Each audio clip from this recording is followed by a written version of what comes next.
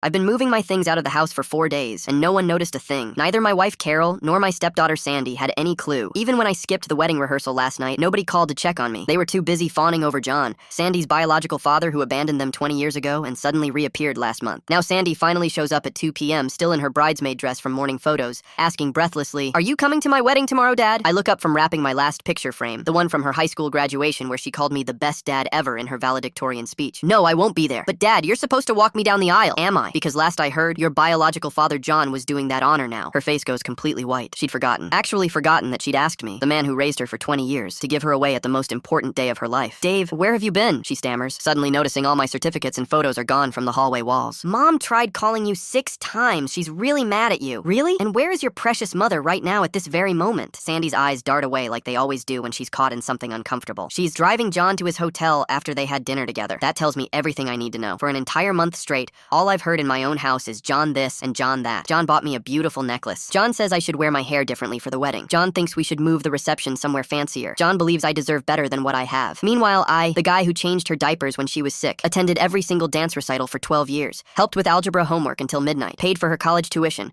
and loved her like my own flesh and blood, became a complete ghost in my own house. Sandy finally notices my tools are missing from the garage, my clothes gone from our bedroom closet, my books absent from the living room shelves. The devastating reality finally hits her full force. "Are you actually leaving us for real? You finally noticed something. I've been methodically packing for 4 entire days. Neither of you cared enough to see what was happening right in front of your faces." She wraps her arms around herself defensively, looking smaller than I've seen her since she was little. "I'm sorry, Dave. I've just been so busy with all the wedding preparations. Busy replacing me with a man who abandoned you when you were a helpless 2-year-old. He's changed though, Dave. He's completely different now. He explained everything to me and Mom. He was young and scared back then, but now he genuinely wants to make everything right. He's been buying me beautiful things, taking me to expensive restaurants, showing me how much he cares. The same fancy restaurants I couldn't afford when I was working 2 jobs just to keep you in those dance classes you loved so much." Sandy visibly flinches. She remembers those lean years right after John originally left them completely homeless, when I stepped up without hesitation and became the father she desperately needed. "John is flashy and charming and smooth," I continue while loading another heavy box into my car. "He's a natural-born salesman who knows exactly what to say. But where was this wonderful man when you had those terrible nightmares every night for months? When you broke your arm falling off your bike? When those boys broke your heart in high school? That's different." "Is it really? Because tomorrow he gets to play the proud father of the bride while I get—" "What exactly? A seat in the back row with complete strangers?" Her phone suddenly buzzes loudly. She glances down at it, and her whole face immediately lights up like Christmas morning. "It's John! He wants to take me shopping for accessories again." And there it is. 20 years of unconditional devotion, completely erased by a few shiny gifts and empty promises from a master manipulator. "Go ahead," I say quietly, closing my car trunk with finality. "Enjoy your perfect fairy tale wedding. The wedding's tomorrow." John gets all the honor and recognition while I disappear into the background I've apparently occupied for years without even realizing it. Sometimes the only way people notice you exist is to disappear completely.